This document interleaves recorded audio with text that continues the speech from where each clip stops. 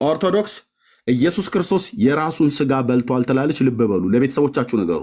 ኢየሱስ ክርስቶስ የራሱን ደም ጠጥቷል። ለውጦ ከመገበሪያ ረቂቁን አምጥተህ ከመገበሪያ ቤት አቃቢቷ ሰጥታህ ማየ ውሃውን አቅርበህ ምናምን ነገር የምናዘጋጀው እሱን በልተህ የዘላለም ሕይወት አታገኝም። ምነው እሱን የሚበሉ አሉ አይደል? ይሄ የኦርቶዶክስ ቄሶች ቦርጭ እስኪያወጡ ድረስ በልተው የዘላለም ሕይወት አላችሁ የብለህ ስትላቸው እኔ እንጃ ነው የሚሉ አለውል ኦርቶዶክስን ድሮ ፕሮቴስታንት ነበርኩ። አሁን ወደ ለማንኛውም ምን ችግር አለ? እንኳንም ከብርሃን ወደ ጨለማ በሰላም ሄድክ። ቀጥሎ እንትን ሶሊ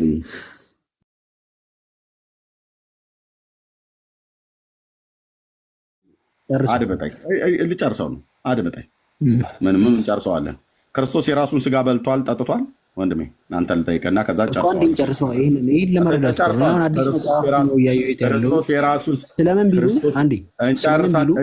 እኮ አልኩ። ልብ ብለህ ስማኝ። ክርስቶስ የራሱን ስጋ በልቷል አልበላም እኮ? ቆይ አንዴ መጀመሪያ እንጨርሰው እንጂ ተጨርሳለህ። መጽሐፉን ይዤዋለሁ። ተጨርሳለህ ብራዘር። የባሰ ከዚህ በኋላ ላሳይ ስለፈለኩ ነው። አሳስተኛውን በልቷል እና ስለምን ቢሉ ይላል። ሰማኝ፣ ካልሆነ ከታች ውረድ እና ሂድ። አልቻልኩም። አቡ ያስፈራራኝ እንትን አትበል፣ ውረድ እያልከኝ እኔ አላስፈራራው። አድምጠኝ ነው ብዬ የምልህ። ክርስቶስ የራሱን ስጋ በልቷል። ሰዓት እኮ ነው ማዳመጥ። አይታወቅም እንዴ ስታወራ? እሺ ሚዩት አድርጌያለሁ። ስትከፍተው መልስልኝ። ክርስቶስ የራሱን ስጋ በልቷል አልበላም? ክርስቶስ የራሱን ደም ጠጥቷል አልጠጣም? ከቤተክርስቲያን ትምህርት ጋር ተስማማና ከዛ ቀጥላለሁ ማለት ነው ማንበቡን። ክርስቶስ የራሱን ስጋ በልቷል አልበላም? ጠጥቷል አልጠጣም? ደሙ ኦርቶዶክስ ክርስቶስ የራሱን ስጋ በልቷል ነው የምትለው። ክርስቶስ የራሱን ደም ጠጥቷል ነው የምትለው። ልብ በሉ እዚህ ያላችሁ 530 ሰው እነኝህ ሰዎች ናቸው መጥተው ስለ ቅዱስ ቁርባን ከኛ ጋር እናውራ ብለው የሚሉት። ትጠይቃለህ፣ መልሰህ መልሱን አንተ ተመልሳለህ። አውራ የጠየኩ ላይ አውራ። ዝቅ ብለህ አንብብልኝ። ጨርስልኛ ልመልስልህ። ልብ ብለህ ስማኝ። ሙሉ አላልኩም። ስለምን ቢሉ የሚለውን አንብብልኝ ነው ያልኩህ። ብራዘር እስከዚህ ድረስ ያለውን አንብቤልሃለሁ። ክርስቶስ ስለምን ቢሉ ይላል እኮ። አላለቀም እኮ። እኔ አለቀ አላልኩም።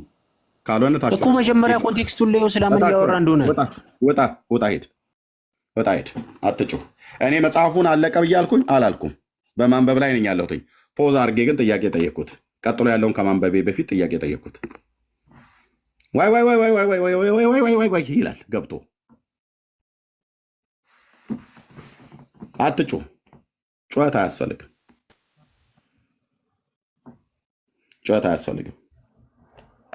ሰላም ወንድሞች፣ ኦልሞስት ወደ 2 ሰዓት ጠብቄ ነበር። አይ ቲንክ ይቀድመኝ የለም።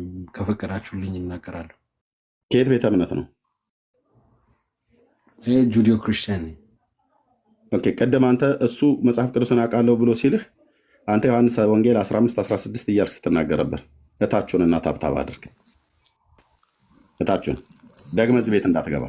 ከሜርሲ ጋር ሲናገር ከአንቺ ይልቅ መጽሐፍ ቅዱስን አውቃለሁ እያለ ሲላት አንተ ነበር ከፊት ለፊት እየቀደምክ ምዕራፍ 15 ምዕራፍ 16 ምዕራፍ 17 ብለህ የምትለው። ራስህን ችለህና ከኦርቶዶክሱ ጋር ተለጠፈ ቅድም ስታወራ ነበር አይደል? ጁዳይዝም ከሆንክ ራስህን ችለህና ከኔ ጋር ታወራለህ ስለ መሲሁ ማለት ነው። ኦኬ። ስለዚህ ኦርቶዶክስ ኢየሱስ ክርስቶስ የራሱን ስጋ በልቷል ትላለች። ልብ በሉ፣ ለቤተሰቦቻችሁ ነገሩ። ኢየሱስ ክርስቶስ የራሱን ደም ጠጥቷል። ለውጦ ውላጤ ማለት ነው። ለውጦት ቆርሶ ገምሶ ባርኮ አከበረ፣ ለወጠ ማለት ህብስቱን ወደ እውነተኛ ስጋ ለወጠውና ከዛስ 13 ቦታ ላይ አደረገ። ገመሰ፣ ቆረሰ፣ አጠቃቀነ፣ 13 አደረገ ሀተታ ብሎ ካለ በኋላ ከዛ በአንድምታ 13ቱን ቅንዋተ መስቀል ጽዋተ መከራ ቀበላለሁ ሲል ነው አሉ። ከዛ ደግሞ እንደገና ደግሞ አንድም ለጊዜው የሚቀበሉት 12ቱ ናቸው፣ 12ቱ ሐዋርያት። ከዛስ 13ኛውንም 13 ቦታ ነው ህብስቱን የቆረሰው። ያው 13 ኦኬ። 13ኛውንም ቀምሶ ያቀምሳቸዋል። ለምን ቢሉ ስጋዬን ብሏቸው ነበረና ለማስደፈር አንድም ለአብነትነት ጌታ አቀብሎ ሳይቀበል ቀርቶ ቢሆን ዛሬ ገበሬ ሰናዩን ቄስ አቀብሎ ሳይቀበል ወጥቶ ሊሄድ ባለ ነበረና ብለው ከራሳቸው ተረት ጋር ሊያገናኟት ማለት ነው። ስለዚህ በአጭሩ ምን እያሉ ነው? ኢየሱስ ክርስቶስ ህብስቱን ከለወጠው በኋላ ወደ እውነተኛ ስጋ ከለወጠው በኋላ ጸሎተ ሐሙስ ላይ ከዛስ ከለወጠው በኋላ 13 ቦታ ላይ ቆረሰው። 12ቱን ለደቀ መዛሙርት ሰጠ። 13ኛውን ራሱ ቀምሶ ያቀምሳቸዋል። ክርስቶስ የራሱን ስጋ በላ፣ ክርስቶስ የራሱን ደም ጠጣ። እነሱስ እሺ የዘላለም ሕይወት እንዲያገኙ ነው ብለው ይበሉ። እሱ ምን ሊያገኝ ነው የራሱን ስጋ የበላው? ምን ሊያገኝ ነው የራሱን ደም የጠጣው? የኦርቶዶክስ የዘመናት ጉድና ቅሌት። እነሱስ ህብስቱን ጵርስፎራውን ሲበሉት ለዘላለም ሕይወት ነው ብለው አሉ። ሲጀምር ጵርስፎራ በልተህ የዘላለም ሕይወት አታገኝም። አታገኝም። ያ የምንጋግረው በቤተልሔም የምንጋግረው ዳቦ በእነዚህ እጆቼን የጋገርኩት ብራዘር፣ ከመገበሪያ ረቂቁን አምጥተህ ከመገበሪያ ቤት አቃቢቷ ሰጥታህ ማየ ውሃውን አቅርበህ ምናምን ነገር የምናዘጋጀው እሱን በልተህ የዘላለም ሕይወት አታገኝም። ምነው እሱን የሚበሉ አሉ አይደል? እንዲህ የኦርቶዶክስ ቄሶች ቦርጭ እስኪያወጡ ድረስ በልተው የዘላለም ሕይወት አላችሁ ብለህ ስትላቸው እኔ እንጃ ነው የሚሉ። ዲያቆኑም ቢሆን በልቶ ቅርጥፍ አድርጎ እኔ እንጃ ነው የሚልህ። ዘመኑን ሁሉ በልቶ እኮ እርግጠኛ አልሆነም። ለምን እችን ምታክል ነው እየበጨቅን የምንሰጠው ካህኑ የሚሰጠው። እኛ ወይኑን ስንሰጥ ደሙን ስንሰጥ፣ እነሱ ግን እችን ምታክል ነገር እየበጠቁ ይሰጣሉ ህብስቱን። የተረፈውን በኋላ ለእኛ ትተውልን ይሄዳሉ። ያውም ደጀ ሰላም የሚበላ ዘኬ ተስካር ትንሽ ድል ያለ ነገር ካለ ለእንደኔ አይነቱ ዲያቆን ትተውልን እዛ እንዳይነጥብ ይሉናል። ትተውልን ይሄዳሉ። ብራዘር እርሾ ያነካው ህብስት ነው። በልተን ሆዳችን እንዴት እንደሚወጠር እኔ እንደኔ አይነት ዲያቆን ብቻ ነው የሚያውቀው። ሶል ታውቃለህ አይደለ? ምን አስታወስከኝ መሰለህ? ኪዳነ ምሕረት ጊዜ ኪዳነ ምሕረት ጾም 16 ቀን ፈልሰታ ሆዴ በሱ ሞልቶ ምሳ መብላት አቅቶኝ። እኔም አንድ መምሬ ሽመልስ የሚባል ሰውዬ ነበር። በጣም በቃ ብዙ ጊዜ እሱ ሲገጥመኝ መምሬ ገዙና እሱ የሚባሉ ሁሉ ቀን ለእኛ ትተውልን አልኩ። ለእኛ ትተውልን እነሱ ቶሎ ወደ ደጀ ሰላም ይሄዳሉ። በሉ ቶሎ እንዳይነጥብ ምናምን ነገር ምንም እንዳታስቀሩ ብለው እኔ በልቼ በኋላ ደጀ ሰላም ሄጄ ስበላ እንኳን ልበላ ቀርቷል አንድ ሽክና ጠላ እንኳን አልጠጣም። እንደው መጠጡን ከሆነ ጠላውን ብቻ ጠጣለሁ። እነሱ ያንን የደጀ ሰላም ወጥ ጥርግ አድርገው ሲበሉ እኔን ግን ያንን 3 ዳቦ ለእኔው ትተውልኝ እኔ የጋገርኩትን ማለት ነው። አታምታቱም ስልህ እዚህ የምናወራው ምናን አይደለም። የጠላውን ቦታ እኮ እንዳይዝባቸው ነው። እነሱ ብልጦች ናቸው። እኔ እኮ ምንድነው እያልኩኝ አልኩ። በጣም በፍጹም በጌታ ከሆንኩ በኋላ ነው በተሐድሶ ውስጥ ያሉ ወገኖች የነገሩኝ። እንዴ ኤርሚያስ እርሾ እኮ የለውም፣ እርሾ ስላልነካው ነው ህብስቱ እንደዛ የሚነፋል።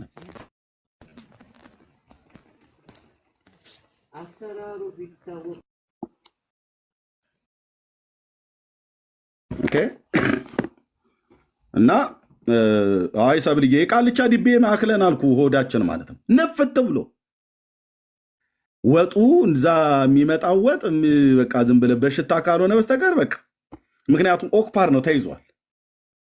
አንዳንዱ ቦታ ላይ እንደውም አንዳንዱ ዲያቆናት ትተውት አይጡሉ ይበላዋል አሉ። አንዳንድ ቦታ ላይ እንደውም እባብ ሁሉ እየገባ ይበላዋል ብሎ መርጌታ ሲናገር ሰምቻለሁ። ዘንዶ ገብቶ ይቀምሰው ነበር እየተባለ ነው። ያቃጥሉታል እኮ አሁን እንደዛ ጠንኮለኛ ዲያቆን ካለ እኮ ወስዶ ቤተልሔም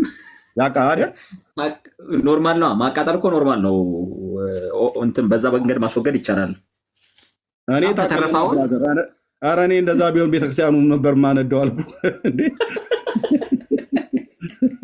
የሳር ጉዝጓዝ ነበር የገጠር ቤተክርስቲያን። እኔ ስንት ቀን አልኩ። ለእኔ ጅላጅል ነገር መስያቸው ለእኔ ነቷሉ የሚሄዱት በተለይ መምሬ ገዙና መምሬ ሽመልስ የሚባሉት ከነሱ ጋር ስገባ ቆጨኛል አልኩ። ስንት ያልበላሁት እኮ ተስካራ መለጠኝ አልኩ። ሰው አንተ ነገሩ የከተሜ ዲያቆን ነህ፣ ብልጣብልጥ ነህ፣ ግማሹን በልተህ ግማሹን ትተህ ነው የምትሄደው አሉ። አንተማ በጣም ፈኒ ነገር ነው። አሁን ሳስበው ወደኋላ እኮ እየሳኩ ነው። ታውቃለህ፣ ትዝ አስባልከኝ።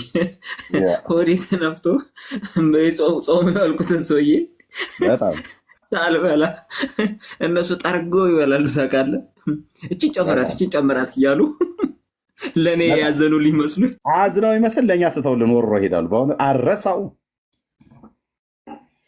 በዛው ቀሚሳችንን ሳናወልቅ ቀሚሳችን ላይ እንዳይነጥብ እየተባለ ቶ አልኩ እዚህ አሁን እና ወይዘሮ ትንባለ ሊቀልዱ ይመጣሉ ከኛ ጋር ሊያወሩ ማለት ነው ስለ ጌታ ስጋና ደም። እሺ ቀጥሉ ወገኖች፣ ጸጋ ይብዛላችሁ።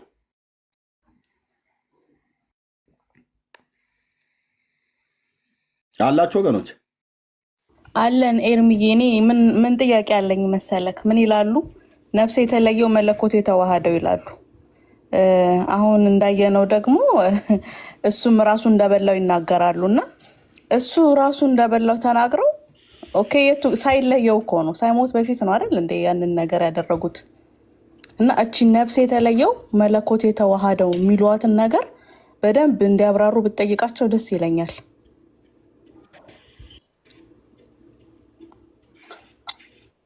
እዚህ ጋር የብዙዎች ወገብ ነው የሚፈታው። ቀጥሉ። እሺ ሶልዬ ቀጥል።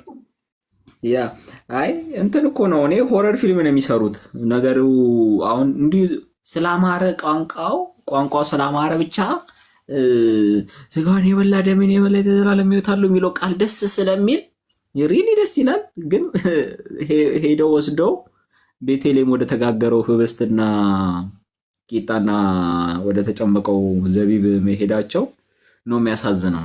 እና ጌታ ኢየሱስ ክርስቶስ እንግዲህ አሁን ሜርሲ የጠየቅሽው ጥያቄ በጣም ኢምፖርታንት ነው። አሁን ነፍስ በላ እንዳንላቸው እኮ ነው። ከዛ አሻሻልም ብለው መለኮት በላ ያደርጉታል። ያ ቱ ዘ አዘር ወይ እኮ ፖልዬ በጣም በቃ ሴንስለስ የሆነ ነገር ነው። ነፍስ በላና እንግዲህ ፍጹም አምላክ ፍጹም ሰው ሆኖ ነው ደግሞ አይደል ምድር ላይ የነበረው። አምላክነቱ ሳልነበረም መለኮት ሲበላ በጣም እኮ ሴንስ የማይሰጥ ነገር ነው። አይደለም አሉት እንጂ ይጣላባቸዋል አሉት እኮ። አሁን እኮ አንቺ ይኸውልሽ ነፍስ የራቀው ምንድን ነው? ነፍስ የራቀው ኦኬ መለኮት የተዋሃደው አይደለ? መለኮት ከተዋሃደው መለኮት ነው እኮ ሲጀመር ያቃጥል። አሁን እኛ ስንበላ ራሱ ያኔ ከቀደስን በኋላ በዚህ በልብሳችን በዚህ በልብሰ ተክህኖ ይዘሽ ነው የምትበይው። በእጅሽ እኮ አትነኪም። ቄስ ብቻ ነው በእጅ የሚነካው። ያቆም ምናምን አይነካም እኮ። እኔ ጠፍጥፊያ ካመጣሁ በኋላ ወረድ ይቀየራል ስለሚሉሽ ከዛ በኋላ እሳት ነው ስትበያው። ጥርሴ ውስጥ አያቃጥልም። እጅን ግን በእጅ ይዤ እንኳን መብላት አልችልም። እና ያላት ስርዓት እንደዛ ነው። ሰው ዞሮ ዞሮ ምን ይሆናል? መለኮት በላ ነው የሚያደርጉት። አሁን ደግሞ እንደዛ አሻሻልም ብሎ ያብሱታል። ኤግዛክትሊ that's my point። መለኮትን በላ እያሉሽ እኮ ነው። እሱን ነው የምለው እኔም። ስለዚህ መልስ ካላቸው ይምጡ። አሁን በመሰረታዊ ነገር አትወያዩ ምናምን ብሎ የሚያለቅሱ የታሉ? የሚያላዝኑት ይምጡ እስቲ። አንዱ መሰረታዊ ትምህርታቸው ያደለ ዋናው ኑ እስቲ ግቡ እስቲ ኦርቶዶክሳን ጋይስ። እና ሜርሲ አግኝተሽኛል አይደለ? ነፍስ የራቀው ምናምን ምንድን የተለየው መለኮት የተዋሃደው የሚለው ያበሰዋል ነገሩን፣ እንደውም የበለጠ ያከራዋል እኮ ነው የምለው። ዳስ ዋይ ይጠየቁ የምለው እኮ ለዛ ነው። መለኮት በላ ያረጋግጣል። እንዴ አንቺ ሜርሲ ምን ነክቶሽ ነው እነሱን እሳት ውስጥ ለመክተት የምትሯሯጩ? ምክንያቱ አልገባኝም። አዎ እንደዛ ነው፣ ምንም ጥያቄ የለውም። እሳት ውስጥ ብትጃቸው ማለት ነው። የስ ደግሞ እነሱም ስለሚበሉ የሚቆርቡት ሁሉ ስለሚበሉ አስበው፣ ሁሉም ሰው መለኮት እየበላ ነው። አረ በጣም ነው የምንጠይቃቸው። ጥያቄ በጣም ኢምፖርታንት ነው። ቅዱስ ኤርሜ ሰው እኮ ገብቷል፣ ተቀበሉ። ሶል ተቀበሉ። ማነው ፎሬቨር እንዴት ነህ? ወይ እንዴት ነሽ? እኔ የመብል ነገር ስታነሱ ሽሮ እየበላሁ ነው። አማረ እንደ ሀገር ሽሮ መጥቶልኝ እየበላሁ ነው። አጣጥም። ፎሬቨር እየሰማን ነው። ፎሬቨር እንደቀደሙ ኤርሚ እንዳለው እንትን ሳይልብን አውርዱት። ፎሬቨር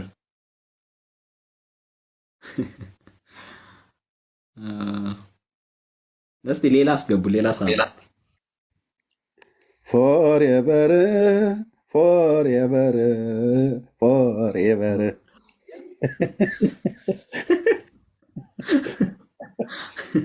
አላቢው ሽሮ ፎሬቨር አትልም?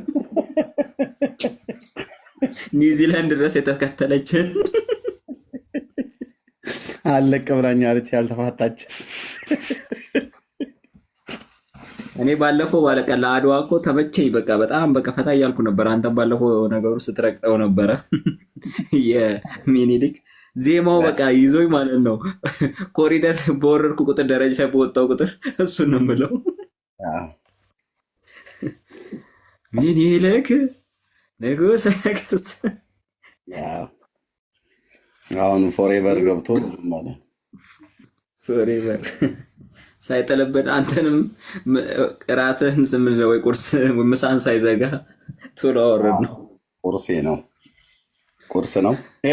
ኤኒዌይ ወገኖች ኦርቶዶክሳውያን በቅዱስ ቁርባን ጉዳይ መሰረታዊ በሚባሉ ጉዳዮች ላይ ጥምቀትም ላይ ጌታ እግዚአብሔር ምስክር ነው፣ እፊታችን ቀርበው አያወሩም።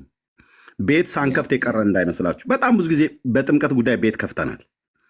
በቁርባን ጉዳይ ቤት ከፍተናል። በድርሳናት በገድላት ብቻ አይደለም፣ በነገረ ክርስቶስ ጉዳይ ቤት ከፍተናል። በስላሴ ጉዳይ ቤት ከፍተናል። እንደውም በስላሴ ጉዳይ መጀመሪያ ቲክቶክ ላይ ስመጣ ስከፍት መምህር በሪሁን ነው አይ ኤርሚ በዚህ አርዕስትማ ማንም አይመጣልህም ማለት ማን እውነቱን ልክ ገና ስከፍት እንደዛ አለኝ። የትንቢት ያልነገረኝ አንድ ሰው ኦርቶዶክስ እንኳን አልገባም።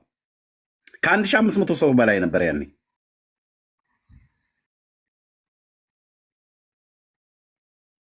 አንድ ኦርቶዶክስ አያልገባም። እና ይመጡና አሁን አሉ እኮ አሁን ገድሉን ብናነባ አሁን ገድሉን ብናነሳ ዛሬም ገድል ላይ ናችሁ ብለው የሚሉ አንድ ማዕቶች አሉ። ዛሬም ገድል ላይ ናችሁ እናንተ በመሰረታዊ ጉዳይ አታወሩም ይልሃል። ቅዱስ ቁርባን ይኸው ቁርባን በኦርቶዶክስ እኮ ብለናል።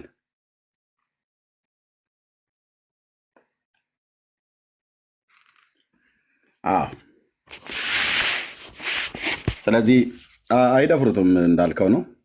የአንድምታ ትርጓሜው እንደዚህ በጥፊ ነው ብሎ እንደውም እንደምታውቃላችሁ። ከዛ እንደዚሁም ነገ ስለእናንተ ስለሚሰቀለው ስጋዬ ይህ ነው እንኩ ብሎ ሰጣቸው ካለ በኋላ ምን አድርጉት ይላል? መታሰቢያዬንም እንዲህ አድርጉ አለ። በምን? በስንዴ ስጋውንም ከበሉ በኋላ ወይኑንም አክብሮ ለውጦ ሰጣቸው።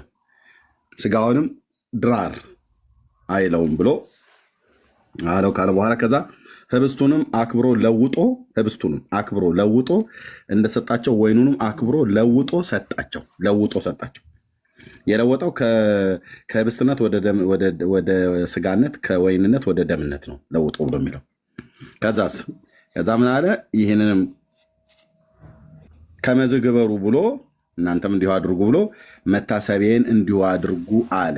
በወይን ደሙን በወይን ይህን ሰውዬ ለምን የምታስገቡት? ወንድሜ የታች ውረድ። ገብተህ ማይክ ከፍተህ ነው የምትቀመጠው። እንዳታስገቡት፣ እሺ እንዳታስገቡት። ታችሁን ጁዶ ክርስቲያን ምናምን አይሰራም። ለይቶለት ይምጣ። ሜሳኒክ ጁሽ ከሆነ ጌታን የሚቀበል ከሆነ ይቀበል፣ ካልሆነ ታችሁን። እሺ ኦኬ። ምን አድርጉ? መታሰቢያን እንዲህ አድርጉ አለ። በምን? በወይን ደሙን በወይን ስጋውን ህብስቱን በስንዴ ዳቦ በስንዴ ወይኑ በደሙ ማለት ነው። ስለዚህ ጌታችን ከለወጠው በኋላ ከቀየረው በኋላ ከዛ በተቀበላችሁም ጊዜ አስቡኝ አለ ይላል። ሞቴና ትንሣኤን ትናገራላችሁ ብሎ ያለው ማለት ነው። በተቀበላችሁ ጊዜ ወይ በበላችሁና በጠጣችሁ ጊዜ አስቡኝ አለ። ለመታሰቢያነት ነው ማለት። ታዲያ እኛ ለመታሰቢያነት ነው ብለን ስንል እንዴት ለመታሰቢያ ብላችሁ ትሉታላችሁ? ይኸው አባቶችህ መታሰቢያን እንዲህ አድርጉ፣ መታሰቢያን እንዲህ አድርጉ ለመታሰቢያነት ነው ማለት ነው። አንድ ባይዘ ኤርሚ አንድ ጥቅስ እኮ ነው ያላቸው ዮሐንስ 6 ነው። እሱም ደግሞ ስለ እንጀራው አይደለም የሚያወራው። አሁን እዚህ ሉቃስም ላይ ብንሄድ አራቱም በሶስቱም ወንጌላት ላይ ጸሎተ ሐሙሱን ሲያነሳ የሚያወራው መታሰቢያ ያድርጉት ብሎ ራሱ ጌታ ነው ቃል በቃል የሚናገረው። ነገር ግን ወይንና ቂጣ ባልቀረበበትና ጌታ ኢየሱስ ክርስቶስ ስለራሱ እሱን በእሱ አምኖ በሚከፈል ሰው ክርስቶስ ኢየሱስ በሚከፍለው በሚቆርሰው ስጋውና በሚፈሰው ደሙ ያንን በእምነት መንፈሳዊ ንግግር ነው። ታች ሄዶ እኮ ሲወዛገቡ ለሐዋርያቱ መልሶላቸዋል። ዮሐንስ ወንጌል ምዕራፍ 6 ላይ ኧረ እኔ ነገርኳችሁ ቃል መንፈስ ነው እንዴ ስጋ ምንም አይጠቅምም ምናምን ብሎ ክሊር አድርጎታል እኮ ነገሩ መንፈሳዊ ንግግር እንደሆነ ማለት ነው። እና አንድ ጥቅስ እሷ ነች ያለቻቸው፣ ሌሎቹን ቢሞቱ አያገኟትም። የዘላለም ሕይወት ታገኛላችሁ ጌታ ኢየሱስ አሁን እዚህ ማቴዎስ ወንጌልም ላይ የሉቃስ ወንጌልም ላይ ብንሄድ የለም የዘላለም ሕይወት ታገኛላችሁ ብሎ ጸሎተ ሐሙስ ላይ ይህን ስትበሉ ስትጠጡ የዘላለም ሕይወት አላችሁ የሚል የለም። ያ ስለዚህ የዮሐንስ 6ቱ ጉዳይ ደግሞ ቂጣና እንጀራ መቅረቡን ማሳየት ነው። በቃ ገብተዋል። እሱን ማምጣት ከቻሉ ብቻ ነው እነሱ ሴንስ የሚሰጥ ነገር ሊያወሩ የሚችሉት። እሱን እንዳይሉ ደግሞ ታች ሄዶ ጌታ ራሱ ዘጋው።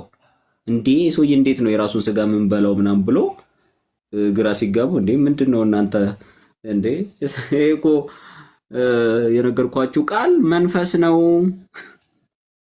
ስፔሲፊካሊ ፎር ዳት ጉድ ለዛ ጉዳይ ነው። ደግሞ እኔ የነገርኳችሁ ቃል መንፈስ ነው ስጋ ምንም አይጠቅምም ኦኬ ብሎ በትክክል ጌታ ኢየሱስ ክርስቶስ ከነፍቺው ነው ያስቀመጠው እንዳንወዛገብ አድርጎ ማለት ነው።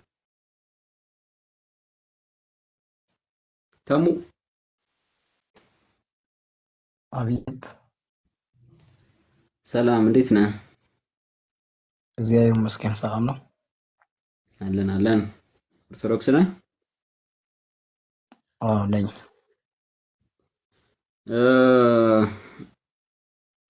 ስጋውና ደሙን በመብላት የዘላለም ሕይወት ይገኛል ብለህ ነው የምታምነው?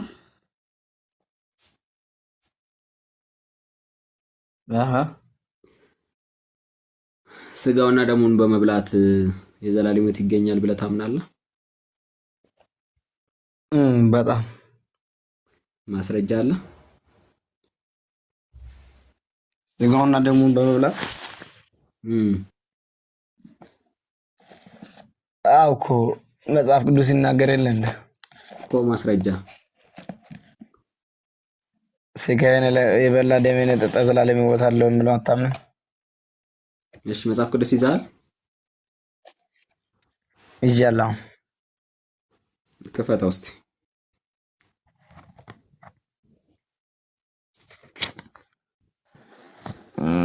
እሺ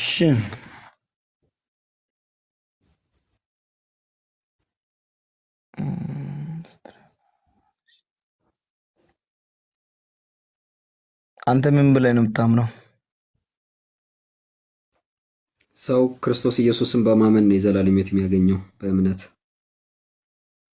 ከዛ በኋላ የጌታ እራት ከዛ ቂጣውንና ወይኑን ደግሞ ጭማቂ የኢየሱስ ክርስቶስ የከፈለለትን ዋጋ የፈሰሰለትን ደም የቆረሰለትን ስጋ ስለሱ የተቀበለውን መከራ እያሰበ ኦኬ ሁሉ ጊዜ ይሄን ደሜን ምንድነው ይሄን ስጋ በበላችሁና ይሄን ደም በጠጣችሁ ጊዜ ሞቴን ታስባላችሁ እንዳለ ያንን እያሰበ ነው የሚኖረው ነው። ስለዚህ ጽድቅ ግን መዳን ግን የዘላለም ሕይወት ግን መጀመሪያውኑ ባመንክበት ቅጽበት ነው የምታገኘው ብለዬ ነው የማምነው። እና አሁን ቀጥል አንተ ወደ ማስረጃ። እዚህ ላይ እኮ ትክክል ነው። አሁን እዚህ ጋር ተቃውሞ የለም እኮ ለአንተም እንዴት ግራለ እዚህ ጋር አይ ኦርቶዶክስ አትልማ። ኦርቶዶክስ የምትለው ሰው በእምነት አይድንም ስጋውና ደሙን በልቶ ነው የሚድነው እንጂ በእምነት አይድንም ነው እና ለመታሰብ ደግሞ አይደለም የምናረገው እኛ የዘላለም ሕይወት ለማግኘት ነው የምንበለው የምንጠጣው ነው የሚለው። አሁን ተወሱን አሁን ክርክር ውስጥ እንዳንገባ ቀጥታ ወደ ማስረጃ ሄድ። የኔን ክሊር አድርጌ አስቀምጬልሃለሁ። ምንም ምን መሰለህ አንተም ትክክል መስሎ ተሰምቷል፣ ግን ስህተት ላሳየ ነው። ኧረ ምንድን ነው እንትን ስትል ሳይለንት አድርገው ኖቲፊኬሽን ሲገባ እየጮህ ነው። ኦኬ ከላይ እንትን ሚዩት ወይ ደግሞ እንትን አድርገው አድርጌዋለሁ። ከዚህ በኋላ አሁን ሂድና ማስረጃን አሳየኝ። ሰው የዘላለም ሕይወት የሚያገኘው የጌታ እራት ወይ ደግሞ ቁርባን የምትሉትን እናንተ ቁርባን አይለውም እንግዲህ ቁርባን አይለውም አዲስ ኪዳን፣ ግን እናንተ ቁርባን የምትሉትን እስቲ ሄድና የዘላለም ሕይወት ታገኛላችሁ የሚለውን ፓርት አሳየኝ። እሱም በመብላትና በመጠጥ። አሁን አድምጠኛ አድምጫለሁ። ያዳመጥከኝ ማስረጃውን ሳንብበን ስለዚህ ሀሳብ ታወራለህ። ከዛ በኋላ አይሻልም? ካሳየ አንዴ ስማኝ እሺ ስማኝ እንጂ በመጀመሪያ ማለት ነው ይሄ ስጋውና ደም የሚፈቀደው ለምን አይነት ሰው ነው? አሁን ላላመነ ሰው አይፈቅድም እኮ አይሰጥም።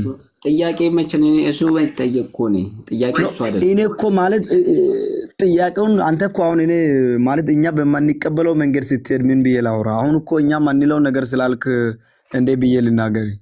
ራስ ያልከውን እኮ ነው እኔ መቼ ያልኩኝ? የኛን ተው። አሁን የኔን ትቼ እኔ አሁን አንተ ራስ ምን አልከኝ? ሰው ስጋውንና ደሙን በልቶ የሚድነው አላልክም ወይ? ደግሞ የዘላለም ሕይወት ያመነ ነው የሚበላው። ያመነ እኮ ነው የሚበላው። እሺ እኮ ባይበላስ አምኖ ጌታ ኢየሱስ ተቀብሎ እሺ ገና ስጋውና ደሙ ጋር አልደረሰም አይድንም? አሁን መብላት አለበት። ያመነ ሰው ደግሞ በዛኔ ይበላል እኮ ግዴታ ነው አይደለ? በእናንተ ግዴታ ነው ካልበላ አይድንም። አዎ ማለት አመነና ካመነ ደግሞ አሳየኝ። እኛ ደግሞ እንደዛ እንልም አልኩ። በቃ የኛ እና እናንተ ልዩነት ይሄ ነው። እኛ ደግሞ ባመነ ሰዓት ኦልሬዲ ድኗል ሰውዬው። ከዛ በኋላ ሞቱንና ትንሣኤውን ያንን ያዳነውን ጌታ ለማሰብ ኦኬ መከራውን ለማስታወስ ነው እያደረገ የሚሄደው። ስለዚህ ለማንኛውም ወደ ማስረጃ ሄድ። አሁን ግዴታ እንዴት እንደሆነ አሳየኝ። መብላት ግዴታ እንደሆነ እሺ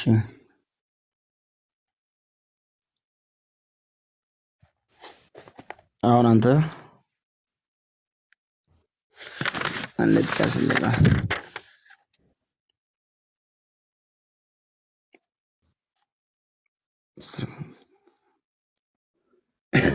ኦኬ አሮን የምትባለው ወንድም ከዚህ በኋላ ገስት ካላክ ብሎክ አደርግሃለሁ። ከዚህም ቤት ከኔም ቤት ከዚህ በኋላ ገስት ካላክህ ገስት ላይ ካየው አይ አይደለም ሲሳደብ ታች ቆደም ኮሜንት ነበረ። ኮሜንት ላይ ሚዩት ሳደርገው ገስት እያነከረ ገስት ካላክህ ከኔም ቤት ከዚህ ከዳኒም ቤት ብሎክ ነው ማድረግ ከሁለታችንም ጋር ማለት ነው። ቴንክ ዩ። ሁለት የምትገለባበት ሰይፍ ነው የምታገኘ። ሌሎች ኦርቶዶክሳውያንም ይሄ እናንተ በዛ በዋና ነገር በዶግማ አታወሩ የምትሉ ቶሎ ብላችሁ ላክላክ አድርጉ። እስቲ ሁለት ገስት ስፔስ አለ ትገባላችሁ። ቶሎ ላኩ። ኦኬ ጥሯቸው። የእናንተ ልጆች ርዕሰ አይዙም የሚሉ መሰረታዊ ነገር አያወሩ። እስቲ ኑ ያው ምናምን እስቲ እንደዛ የሚያናፉትን ጥሯቸው። የእናንተን አስተማሪዎችን ጭምር ማለት ነው። ተሙ ጥቅሱን ላገዘ እንዴ? አይ እኔ እንትን ያዘጋጀውልኝ ነው። ምን? አይ አንተ የምትፈልገውን ጥቅስ ላገዝ ብዬ ነው። ቆየብኝ፣ ሰዓት እየሄደ ነው። አይ እኔ አሁን ከብዙ ቦታ ነው የምጠቅስልህ። ለምሳሌ ፍትሐ ነገሥት አለ። አንተ አሁን ይህንን መጽሐፍቶችን በእርግጥ አታውቅም መሰለኝ። አዎ ያው ታሳየኛለች። ያው አንደኛ ምን ይላል በእኛ መጽሐፍም ሆነ አስተምሮ መጀመሪያ መጽሐፍ ቅዱስ ላይ በእኛ መጽሐፍ አስተምሮ ማለት ነው። ቆይ መጀመሪያ መጽሐፍ ቅዱስ ላይ የለም እንዴ ብራዘር? እና ማስረጃ የለም እና አሁን ወዴት ርኩት? እኔ የምናገረው ነገር ከመጽሐፍ ለቁርባን የሚሆኑ ነገር ለምሳሌ ለቁርባን ጥቅሱን ስለዚህ ያወራውልህ አይደል እንዳባት ወሬ አይደለማ። መጀመሪያ ጥቅስ ነው የሚቀርበው። ጥቅሱን ተናገር እና ከዛ እኔም እያየው እያነበብኩ አንተም እያወጣ የምታወራው ነገር ሳረገስት የሚባል የመጽሐፍ ቅዱስ ክፍል አለ አይደል? ጥቅሱን ራሱ ክርስቶስ የተናገረበት በቂ እኮ ነው። አሁን እኮ እዛ ጋር ብዙ መሄድ የለብንም እኮ። ጥቅሱን ሲጀመር ክርስቶስ ተናግሮታል እኮ። ፍትሐ ነገሥት ላይ ነው። እሱን ታምናለህ? ፍትሐ ነገሥት ላይ ነው ጌታ የተናገረው። ባይዘው ሶል ኖ መጽሐፍ ቅዱስ ስጋዬን የበላ ደሜን የጠጣ ዘላለም ሕይወት አለው። ዲያቆን እኮ ነው ሶል። እሺ ፍትሐ ነገሥት ላይ ነው ያለው። ተሙ እንትኑ የጌታ ኢየሱስ ያለው ደሜን የጠጣ እኔን አሁን አንተ ወንድማ እንደዚህ ስለዚህ ስጋዬን የበላ ደሜን የጠጣ ዘላለም ሕይወት አለው የምለው እንዳለ ታምናለህ አይደለ? ፍትሐ ነገሥት ላይ ነው ወይ ጥቅሱ ያለው? ትቀበሏለህ? ጥቅሱ ያለው ፍትሐ ነገሥት ላይ ነው ወንድሜ። ፍትሐ ነገሥት ተጨማሪ እንትን ነው የቤተ ክርስቲያናችን መጽሐፍ ነው። አሁን እኔ እዚህ ጋር ጌታችን ኢየሱስ ክርስቶስ የባሕርይ አምላክነትን ማመን የሚቀበሉት ክቡር ሥጋ ደም ነፍስ የተለየው መለኮት ተዋህደ መሆኑን ማመን መቀበል፣ በአጠቃላይ በተዋህዶ ሃይማኖት መኖር፣ እነዚህ ሰዎች ቁርባን መቀበል እንደሚገባ ያዘው መጽሐፍ ቅዱስ ላይ ጥቅሱን ነገር አሁን ይሄ ለቁርባን ኧረ እባክህ ጥቅሱን አታውቅም? ጥቅስ መጥቀስ በጥቅስ ንባብ ምናምን ዲያቆን መቼም ወንጌል ቄሱ እንደሚያነብ ታውቃለህ። አንተ ግን ቢያንስ ይዘህ ቄሱ ሲያነብ ትሰማለህ። ኖ ይኸው መጽሐፍ ቅዱስ አለኝ። ለምን አልገልጽልህም? ይኸው አዎ ግለጽልኝ። እሱን ነው የፈለኩት። እንደው እሺ ደስ የሚል ጥያቄ ነው።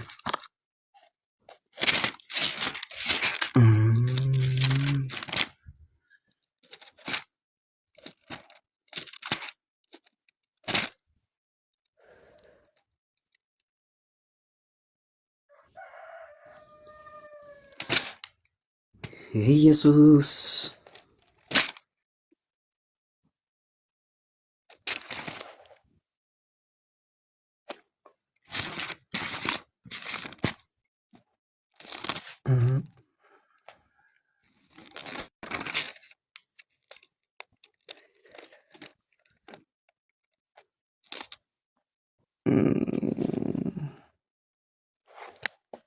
ሉቃስ ወንጌል ምዕራፍ 22 ይሰማል። ሉቃስ 22 ቁጥር ስንት? ሉቃስ 22 ቁጥር ስንት? ከቁጥር 7 ጀምረን እናነባለን። አንብቦ ወይም በቀላሉ ያው እንትን ከ14 ማየት እንችላለን እንዲገባን። ሄድሽ አንብቦ እንደዚህ ላንብብልህ። አዎ ምን ይላል? ሉቃስ ወንጌል ምዕራፍ 22 ከቁጥር 10 ቆይ አንዴ ከማንበብ በፊት ያው የምታሳየን ሰው ቆይ የምታሳየን ቆይ አንዴ ቆይ የምታሳየን ምንድነው? ይሄን ጥቅስ ያመጣኸው ስጋውና ደሙን በመብላት ሰው የዘላለም ሕይወት እንደሚያገኝ ነው። ስለዚህ ሊናገር አይደል እንዴ እኮ ስለዚህ ነው አይደል ማስረጃክ? ለዚህ አሁን አይደለ? ለዚህ አሁን ላልኩት ነው ማስረጃው። ቀጥል አንብበው።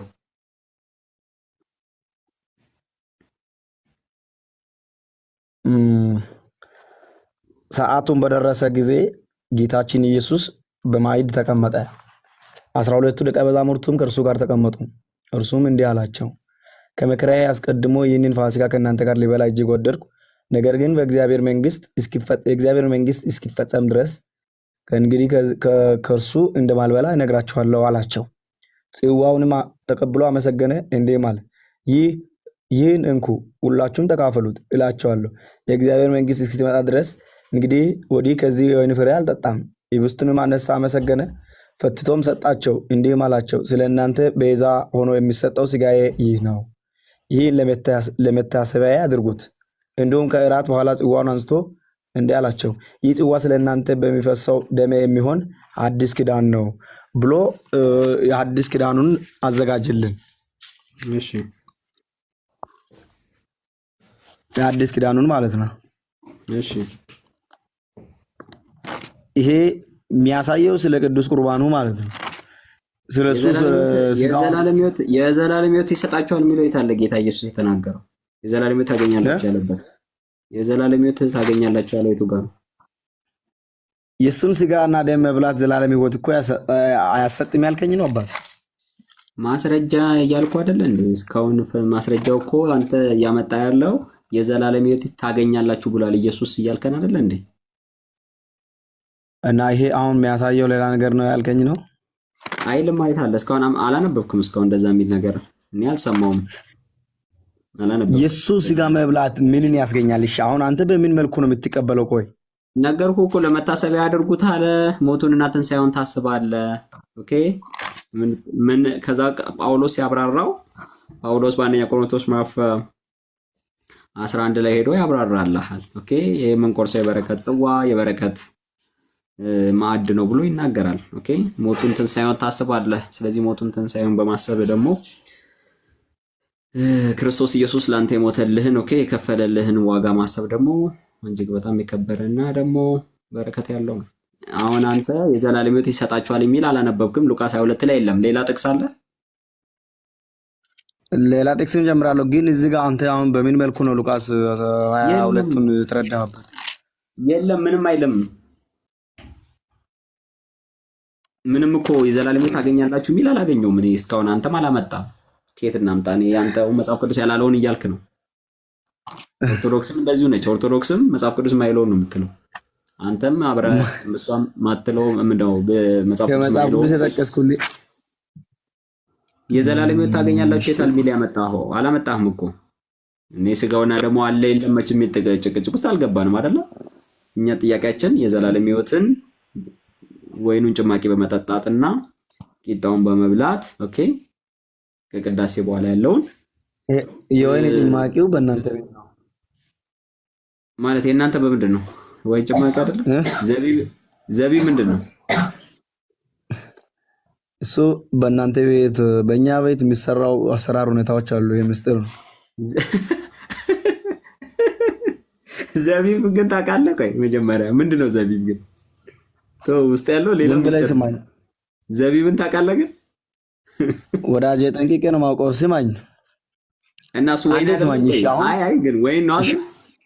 ዝም ብለህ ማቴዎስ ወንጌል 26 ስማ። አሁን ለምሳሌ የዘላለም ሕይወትን የሚያስገኘው ነገር ምንድን ነው ነው ጥያቄ። እኮ ስጋውና ደሙ ነው ብለሃል። እንሂድ ማቴዎስ 26 አሁንም ስጋውና ደሙ ነው የምናገርልህ። ቁጥር ስንት? አሁን ሉቃስ ላይ አተናል የዘላለም ሕይወት ታገኛላችሁ የሚል የለም። ሉቃስ 26 ላይ ደግሞ እስቲ እንፈልግ። እሺ 26 ቁጥር 26 ላይ አሁን እዚህ ጋር የሚያሳየው ምንድን ነው መሰለህ? የሚያሳየውን ተውና አንብበው። የወይኑ አጨማመቅ እንዴት ነው? ለየት ያለ ነው ያለው። ሚስጥር ነው አለ። እንትን ነው መሬት ተከፍታ ትወጣለች ስለተባለ አልናገርም እያለ ነው እሷን ራሱ ወይን መሆኑን። ለምን ታዲያ ወደ መገበሪያ ቤትና ወደ ቤተልሔሙ ለምን አንሄድም ታዲያ? እኮ እኔም እኮ ለወስዶ ነበር እምቢ አለ። ሚስጥር ነው አላወራም አለ። ከዚሁ ፍርጥ አድርገህ ለምን አትነግረውም? አንተ ሚስጥር ስላየህ እሺ ተው። አይ ማነው አታውቁም ምናምን እያለ ነው ታውቃለህ። እና ትንሽ ይቆይለት ትንሽ በአንድ አሁን ከወረድንበት ጥሩ አይደለም። ቆይ እንጨርስና እንዴ መጽሐፍ ቅዱስ ውስጥ ሊያሳየን ነው የዘላለም ሕይወት ታገኛላችሁ ቢል ሉቃስ ላይ የለም። እስቲ ማቴዎስ ላይ ሊያሳየን ነው። ከዛ የለም አይደለም አለ ሉቃስም ያሳየው እሱ ነው። እናሳያለን። ስማኝ ሲጀመር ቤተልሔም ምናምን የምትላቸው ነገሮች እኛ እናውቅም ማለት ነው። እንዴት ነው አንተ ሐሳቤ? ገልጬ ነው ማሳየው። አሁን እሱን አንተ ሚስጥር ነው ምናምን ብለህ ህዝብን አፈናችሁ ያዛችሁት አንተና ኦርቶዶክስ ቤተክርስቲያን እሱን እዚህ እናሰጣልሃለን። ግን አንተ አሁን ለማንኛውም አሁን ማቴዎስ 26 ቁጥር 26 ጀምር አንብበው እስቲ የዘላለም ሕይወት እንዴት እንደሚሰጠን ይሰጣቸዋል ብሎ ጌታ የዘላለም ሕይወት ጌታችን አስተምሯል። እስቲ እኮ በል አንብበው። ይሄንን ስርዓት ያስቀመጠው እሱ ነው። ኧረ አንብበው። ችግር የለም ገብተህ አንብባ። ይሄንን ይኸው ከፍቻለሁ እኔ እየተከተልኩ ነው። አንተ እንደውም የ2000 ነው እያነበብኩ። ስለዚህ አንተ የትኛውን ይዘህ ነው? ችግር የለም። አይ ያንተው ላይ የለም ራሱ ሂድ።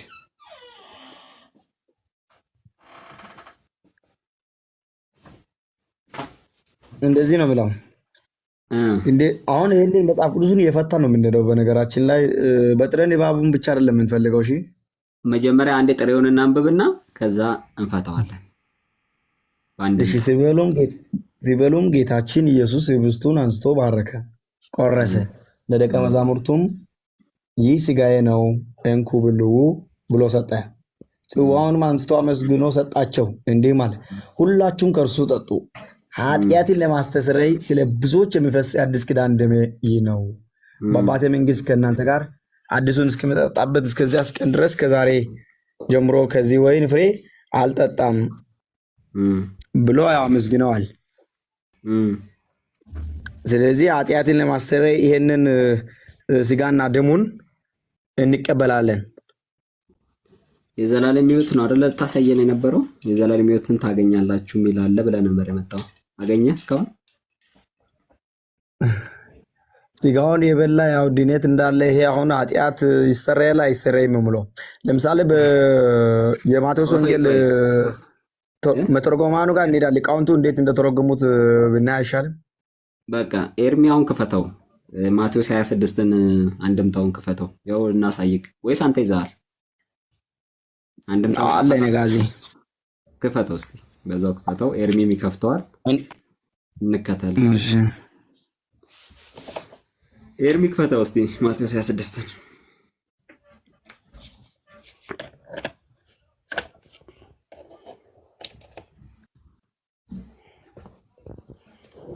ይቀጥሉ መምህር፣ እየተከታተልኩ ነው።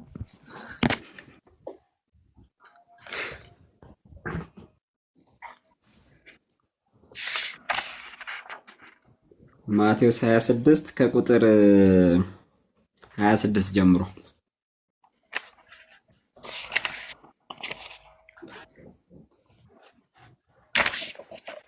የተሻለ ኦርቶዶክስ ነው። ግን እኔ እንደውም ሳላደንቅ አላልፍም። አንድምታ አጠገቡ ከያዘ ተመስገን ነው። እንደ ዲያቆን እኮ ነው። ኧረ ስንቱ ዲያቆን ምን ሆነ ነው? እኔ የኦርቶዶክሶች ጠላት እኮ መጽሐፍ ነው ታውቃለህ አይደለ ኤርሚ? እንደውም እሱን አውርቼ ልወጣ ነበረ። ትልቁ የኦርቶዶክሶች ጠላት የማንም መጫወቻ ያደረጋቸው ህዝቡን መጽሐፍ አጠገባቸው ያለውን መጽሐፍ ቅዱስን አለማንበብና መጽሐፍ በቃ መጽሐፍ የሚባል ነገር ለማንሳት ምን በቅዳሴ ጊዜ ይነበብ የለ እንዴ? ምን ማለት ነው? ዲያቆን ሰለሞን በቅዳሴ ጊዜ ከተነበበ ዲያቆን አይደለም ሲጀምር ልጁ ዲያቆን ሰለሞን ያልክ ነው። ውሸት። በቅዳሴ ጊዜ እየተነበበ አለ እንዴ? አዎ እኮ እሱ እኮ ችግሩ መጽሐፍ ቅዱስ በእኛ ቤት የለም። መልሰ መጽሐፍ ቅዱስ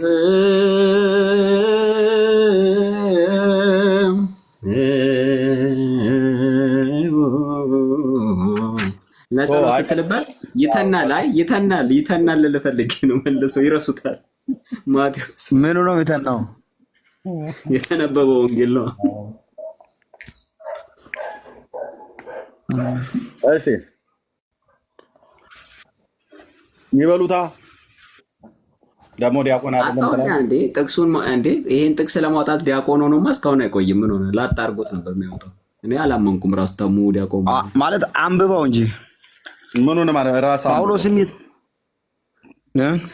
ራስ አንብበው ማቴዎስ 26 እኔ አውጥቼ ቁጭ ብያለሁ።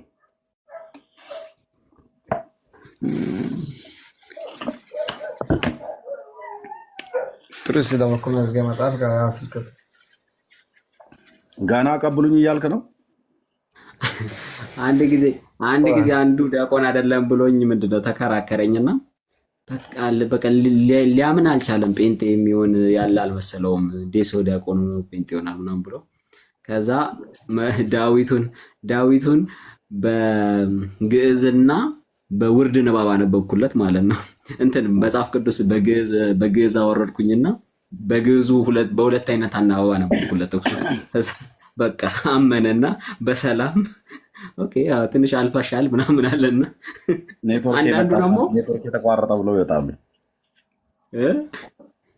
ኔትወርክ ይቅርታ እንኳን ኧረ ይሄ ፊዚካሊ ነው፣ እዚሁ በአካል እኮ ነው። እና ወንጌል ልመሰክርለት ብዬ እያወራን ከዛ በቃ ማመን አቅቶት ከዛ ኦኬ ቆይ እስኪ ማለት ምንም ብትል ነኝ ምናምን ሴጣንም ነበርኩ ምናምን ይላል። መልአክ ነበር ሴጣን ምናምን ይለዋል ማለት ነው።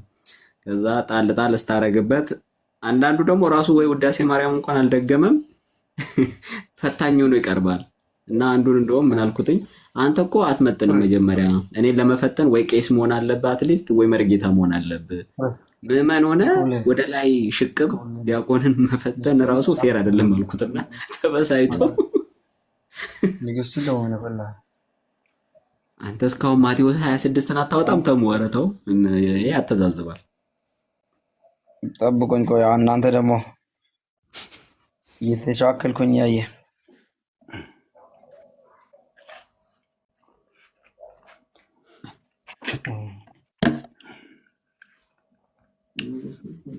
ኒኮለማ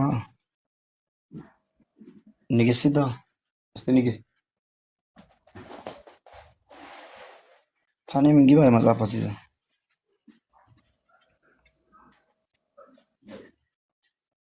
ተሙ እያነበብክ እንደሆነ አትሰማም? ወንድ አይሰማም። ኧረ ገና እዛው ቤት ውስጥ እየተጠያየቀ ነው። እሱ እዛ የሚጠይቀው ሰው አለ። ተውት በቃ ትንፋሽ ስጡት። ወደ ስራችሁ ተበተኑ። ሰለሞን ስራ ያላችሁ ወደ ስራ ሄዱ። በቃ የኦርቶዶክስ ዲያቆን ከያዘው እንደዚህ ነው የሚሆነው ነገሩ፣ ቋንጣ ነው የሚሆነው። እኔም መጽሐፉን ደከመኝ ልዝጋው። በትዕግስተኛ እንጠብቃለን። ችግር ኧረ እኔ የለውም። ደከመኝ፣ ዘግቼዋለሁ። ደከመኝ። ከዚህ በኋላ ሸክም አይሆንባችሁም ተብሏል እና አስቀምጠው ደከመኝና እኔ ልዝጋው። በሉ ሰላም ሁኑ። አሁን እሱ መጨረሻ ሲመለስ እህቱ በሰላም ብሎ ይዝጋው፣ ማህበረሰቡን ይሸኛል። አድን ነው ይበል እሱ። አይ እሱማ ንፍቅ አይደለማ። ኔትወርክ አለው ግን ቼክ እያደረጋችሁ። ኧረ እኔ መፈለጉ ራሱ ገርሞኛል። እግዚአብሔር ይመስገን እያልኩ ነው እኮ እያመሰገንኩ ነው እግዚአብሔርን። አድኑ ይበል ነው ያልከው? በዛ ላይ የሚያነብ ዲያቆንና ቃሉን የሚያውቅ ዲያቆን ቢሆን እዛ ቤት እስካሁን ምን ይሰራል? ይሄው ቃሉን የፈለጉና ቃሉን ያነበቡት እኮ ዲያቆናት ወደ ኢየሱስ መጥተዋልና አለማወቁ አይመስላችሁም? እስከዛሬ እዛ ቤት ያስቀመጠው ከቤተሰብ ጋር እኮ ወሬ ጀመረ እኮ ልጭጭ አለን። ኧረ ስልክ ገብቶበት ነው። ተረዱት። ምን ሆናችሁ ነው እናንተ? የምን ስልክ ነው? ከቤተሰቡ ጋር እያወራ አንቺ ጋር ነው እንደ ደወለው? እንዴ ተው እንጂ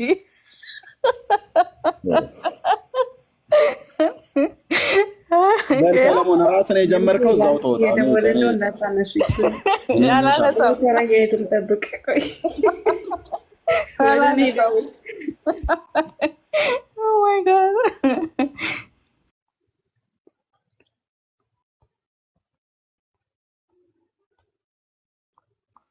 ሰለሞን ነው እንደዚህ ነካክቶ ይኸው ልጁን ጭጭ አደረገ። በቃ ዝም።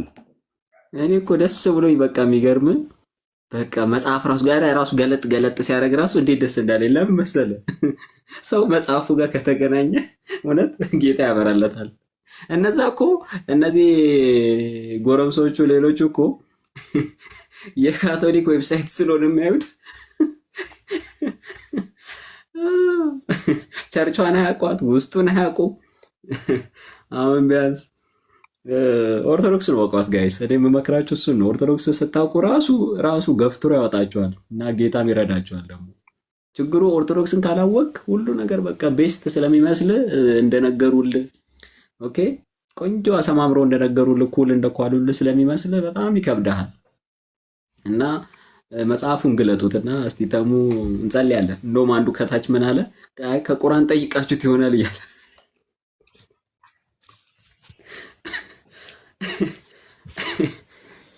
ኦኬ ሚካኤል ላውራ ወዲስ ከዛ ሚካኤል ላውራ እያለ ነው። አውራ ሚካኤል መልአክ የሚል አንድ እንትን አለ። ሰኔ ሚካኤል ላይ ንግስ ላይ ወረብ አለና ሚካኤል አርመመ ወገብርኤል ተደመ የሚለውን ማለት ነውና ሰላም ነው ሚካኤል። እግዚአብሔር ይመስገን። ይሰማቸዋል? ተመለስክ እንዴ? ቆይ በቃ ሚካኤል ሚውት አድርግ ተራይ ድረስ ይሰማቸዋል? ዝናብ እየዘነበ ስለሆነ እሺ፣ ገልጣችኋል? አንደምታውን አገኘው እኔ አግኝቻለሁ። እሺ የማቴዎስ 26 ነው አይደለ? አንደምታ ይከፈል። እስቲ አንብቦ ኤርሚም እያነበብኩ እየተከተልከው እየዘነበ ስለሆነ ነጋ ድምፅ የሚሰማችሁ ከሆነ ላንብብላችሁ። ይረብሻል። አንድም ባረከ ነው ቧንቧ ነው የከፈተው። ቧንቧ ከፍቶ እየዘነበ ነው ይላል። እንዲህ አይነት ዝናብ እኛ ሰምተን አናውቅም። ዝናብ ሲዘንብ እኮ እናውቃለን። ቆርቆሮ ጣሪያውን የሚመታው ይሄ ቧንቧ ጋር ሄዶ ሲያጣው ቧንቧ ጋር ቆመ። ለአንብብላችሁ ከተሰማ እያለ ውሃውን ይጨምረዋል፣ ኃይሉን መሞር ይጨምረዋል። ሳፋ ከስር ቁጭ አድርጎ ቻቻቻቻች ሲል በደንብ እኮ እየሰማሁ ነው። አሁን ይህንን እኛ ላይ ነው ወይ ሙድ እኔ የምልህ አሁን ዲያቆን አሁን በዚህ ላይ ታው ብቻ ማይ ጋድ ኤርሚዬ እንዴት አወቅ? ሳፋ አስቀምጦ ሳፋ ላይ ይገልቀቃለው ትዩ በዚህ ሰዓት ዝናብ በአንዴ ዶፍ ሆነ።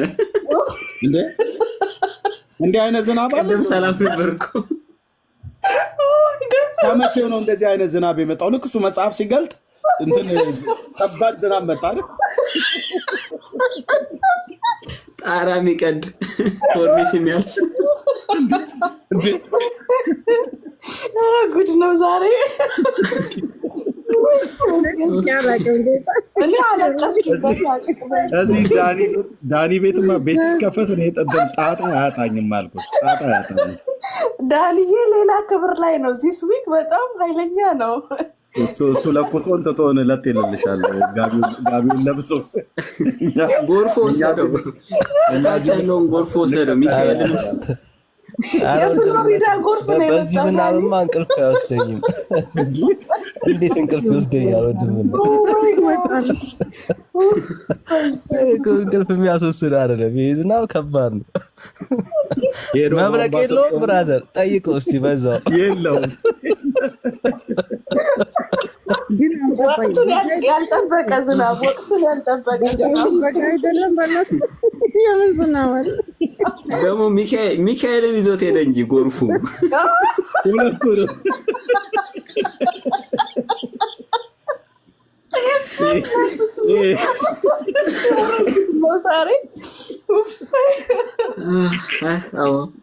አላህ ይስጣቸው በእናታችሁ። ደውሎለት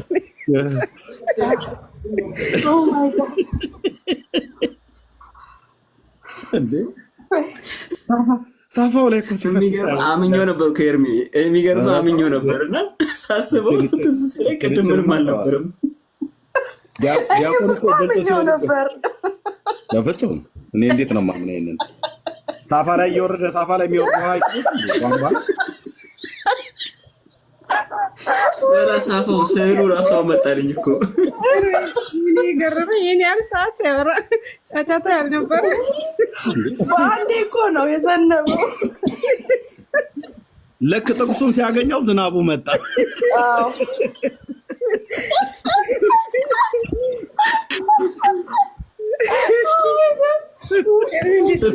በተሳፋውን የሰማሁት መመለሽ ዲያቆን ተንኮለኛ ነው ልጁ። ዲያቆን አውቀዋለሁ የኦርቶዶክስ እና ምናልባት ሄደ ሞባይሉን ባዶ ሳፋ ትልቅ የሳፋ ላይ አስቀምጦ ሽንቱንም ይሆናል እየለቀቀ ያለው ማለት ድምፅ እንዲያወጣ ነው የተፈለገው። ዋው አለ እና ዲያቆን ተንኮለኛ ያሰደደ ነው ቤት ወይኔ ሰላሙን ሁሉ ጣጣ ውስጥ የከተተ በስመ አብ። እውነት በዚህ በሌሊቱ በኩለ ሌሊት እንደዚህ ስቃለሁ ብዬ እቅድ አልነበረኝም።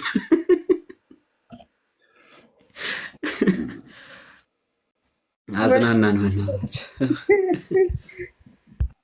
ደግሞ ማለት ነው። በጣም ያሳቀኝ ወይ እንትን ዘቢብ እኮ ወደዚህ ከ4 ኪሎ የገዛው ዘቢብ ወይን መሆኑን አልናገርም ያላት ነገር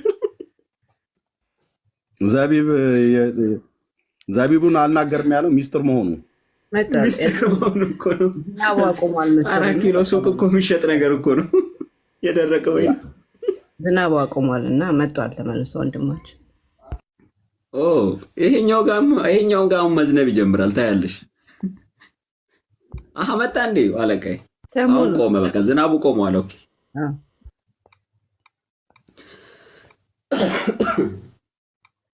የት አለ ዝናቡ? ተሙ አለፈ።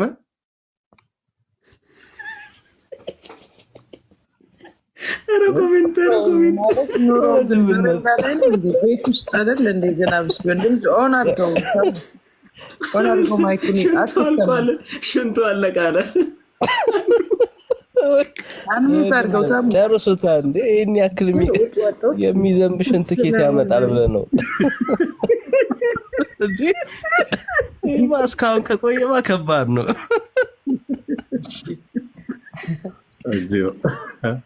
ተሙ ኦን አድርገው እንጂ አርጎታል። እህትዬው ምኑ ነው ኦን አድርገው የምትይው? ካሜራው እኮ ማይኩ እኮ ኦን ነው። ዝናቡ ነው ኦን አድርገው እያልሻለሽው። ምን ላድርግ ታዲያ? በረንዳይ ነው ቤት ውስጥ ነው። እኔ እኮ ዳጊ ሲስተም ደግሞ ገዝቶ እኮ ነው እንትና ልጅ አፕሊኬሽን የሚሸጠው አሉ ቴሌግራም ላይ እና ቅድም መጽሐፍ እየገለጠ ነበር አጠገብ ያለ አድም ተብሎ ማለት ነው። አሁን ገዝቶት መጣ። አላምነውም። እኔ ይሄ ኤዲት የተደረገ ሊሆን ስለሚችል አላምነውም። እንደኔ ሃርድ ኮፒ ያሳይ። አፕሊኬሽን ነች የምትሸጥ ነች እና የሚሸጡ አሉ። አንድ ቴሌግራም ግሩፕ አለና በብር ይሸጣል። 100 ብር 200 ብር ጥሩ ቢዝነስ ይዟል። ገል ድርሳን አልቀራቸውም። እና ለማንኛውም እስቲ አንተ ተከተለው መጽሐፉን ይዘህ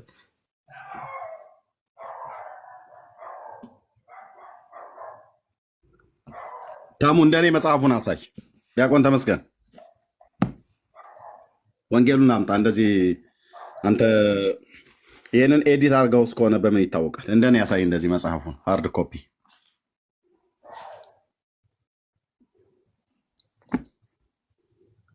አውራ እንጂ ዲያቆን ተመስገን መታ እንዴ? መብረቅ መታ እንዴ? በዝናቡ ውስጥ ዝም አልክ? አሁን ከመጣ መጽሐፉ ከመጣ በኋላ ኤርሜሱን በትልቅ ላርግና ይነበብ መጽሐፍ ቅዱስ ነው ገድላችሁ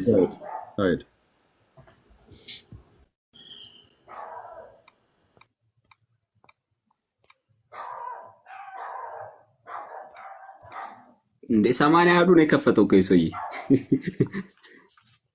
ሆዲፍ ጆን ነው የከፈተው መጽሐፍ ቅዱስ ነው ሆዲፍ ጆን ነው ማለት ተሙ ይሰማል አይሰማም ከአንተ ድምጽ አይ ቲንክ መብረቅ ጥሏል ይመስለኛልና አይ ቲንክ ድንገት ምላሳቸው ጉሮሮም ብሎት ይሆን ወጥኛ ዝርዝና ኮሜንታተሮች ግን ጌታ ምንሽ አሁን በዚህ ውድቅት ሌሊት የሚዘንብ ዝናብ ምን የሚሉት ነው?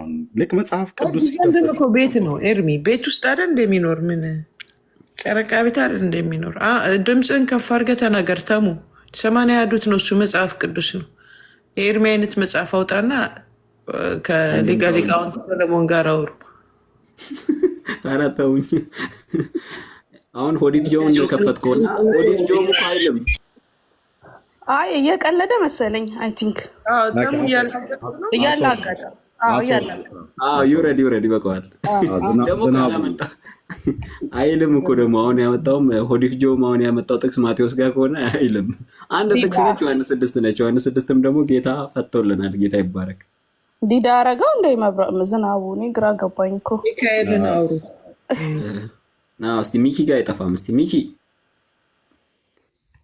ሚካኤል መልአክ ወሐዋርያ የሚለውን ማለት ነው በኋላ እንልልሃለን ቶሎ በል እስቲ ሚኪ ሰላም ነው እንዴት ነህ ሳሌ እንዴት ነህ ካለልኝ አለሁልህ ኦርቶዶክስ ነህ ድሮ ፕሮቴስታንት ነበርኩ አሁን ወደ ለማንኛውም ምን ችግር አለ እንኳንም ከብርሃን ወደ ጨለማ በሰላም ሄድክ ቀጥሎ ሶሊ ያ ኦኬ ሚኪ ሰው የዘላለም ሕይወት ያገኛል ከቅዳሴ በኋላ ያለውን ቂጣና ምንድነው ቁርባኑን በመውሰድ በእናንተ ቋንቋ ማስረጃ አለ እኔም ማስረጃ አለኝ ግን አንተ የኢየሱስ ስጋና ደም ያልበላ የዘላለም ሕይወት ያገኛል ማስረጃውን አንተ ቦስ ማስረጃው ጋር ወደ ማስረጃው አይሻልም ቆይ ተጠያቂ ነኝ ብቻ አንተ ከምን ሃይማኖት ነው የመጣው እኔንማ ቤት ከፍተህ ጠይቀኛለኛ እንግዲህ ታውቃለህ ቤቱን ምንም መናገር አይጠብቅም ወንጌል አማኞች ነን እኛ ከየትኛው ቤተ እምነት በአንተ አንዴ አንተ ጠያቂውን ከቆንማ ወደ ቀጥታ ሄድ ወደ ማስረጃው አሁን እኔ መልስልሃለሁ ያው ስመልስልህ በትክክል እንዲገባ ከየትኛው ቤተ እምነት ነው የመጣው ይገባኛል ምንም ችግር የለም አንተ ብቻ መጽሐፍ ቤተ እምነት የለም እንጂ እኔ ምንም ይገባኛል አትጠራጠር ቤተ እምነት የለም አይደለም ቶሎ ሂድ ወላይ ወደ ማስረጃው እኔ ማስረጃ እሰጥሃለሁ ግን ቤተ እምነት አለ ከየለም ዲዲ ብራዘር ምን ሆነ ነው አትታል ስርዓት ያዝና ወንጌላዊ ቤት ነው ይሄ ታውቃለህ አንተ ኦርቶዶክስ ነህ ከብርሃን ወደ ጨለማ ሄጃለሁ ካልክ ያንተ መብት ነው ቀጥል የተጠየቀውን ጥያቄ እንዴ እናቴ መሰረት ካለሽ መሰረትሽን መናገር ነው። የኢየሱስ መሰረት የኛ መሰረት ቤት ከፍተህ ጠይቀናል። እኛን ቤት ከፍተህ ትጠይቀናለህ። ጥራንና መልስልሃለን። እሺ መሰረት የለም። እሺ ለጠየቀው ጥያቄ መልስ መልስልሃለሁ። አንደኛ ነገር ወደ መልስ መውረድ ፈልገህ ነው። የቀደሙ ዝናብ ግን እንዳይመጣብህ ተው ወንድሜ ሳሌ። እናንተ ወደ መልሱ ይሄድኛ ተሆነ ስንመልስላችሁ አታውርዱ። መልስ አውተሙ መልስ እየመለሰላችሁ አውርዳችሁታል። በቃ ተውሱ። አሁን አንተ መልስ። አንተ አለ ቁጥር 54 ክፈት። ይሄው ክፈተውና አንተ አሳየኝ። እኔ ጋር የለም መጽሐፍ ቅዱስ ለጊዜው ካነበብኩት ከያዝኩት። አንተ መጽሐፍ ቅዱስ አለ አይደል? አላችሁ። ዮሐንስ ወንጌል ስንት? ምዕራፍ 6 ከቁጥር 54። እሺ ቁጥር 60 ምናምን እናነባለን አብረን በዛው 54 ጋር እንቆምማ። ከመጀመሪያው ከስንት ጀምሬ ላንብብል? ስለ መጀመሪያ ዳቦና ቂጣ ቀርቧል እዛ ዮሐንስ ወንጌል ምዕራፍ 6 ላይ እንዳነበብ እኔ ጠየቅኩ። የዮሐንስ ወንጌል 6:54 ቀርቧል ወይ? እኔ ጥያቄን አዳምጠኝ። ስጋና ደሜን የጠጣ ዘላለም ሕይወት አለው የሚለው ቃል አለ የለም አይደለም? እኔ ጥያቄ እኔ ጠየቅኩ። አንተ የምትወስደው ቁርባን አንተ የጠየቀኝ ጥያቄ የኢየሱስ ክርስቶስ ስጋና ደም የበላ የዘላለም ሕይወት አያገኝም ነው ያንተ ጥያቄ። እኔ ደግሞ ያገኛል አይደለም። ጥያቄ እንደዛ አይደለም።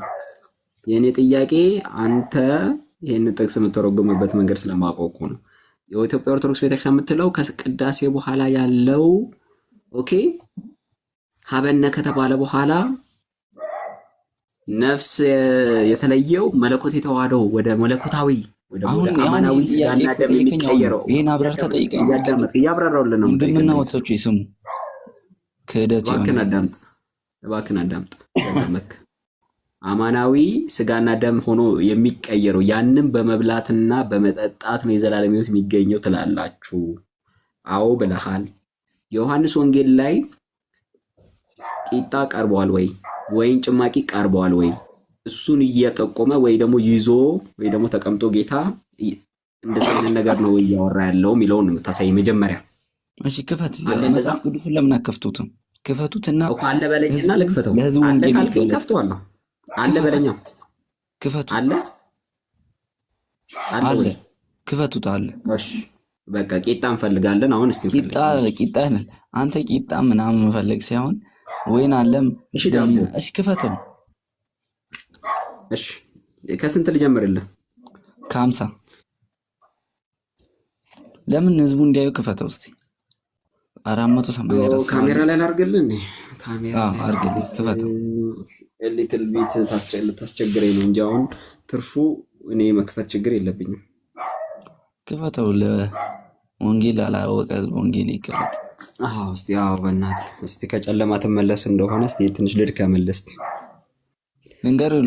እኔ አንድ ጥያቄ ብጠይቅ እውነት ማትመልሱት? አይ ቆይ አጠይቅም። አጠይቅም በኋላ እኔ ከፍትላለሁ። ስለማመልሱ አልጠይቅም። እሺ እኔ ከፍትላለሁ እዚህ።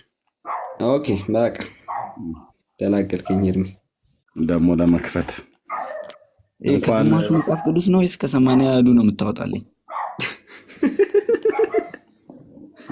ሌላ ጥያቄ ደግሞ ሌላ ጭቅጭቁስ መጣ ደግሞ።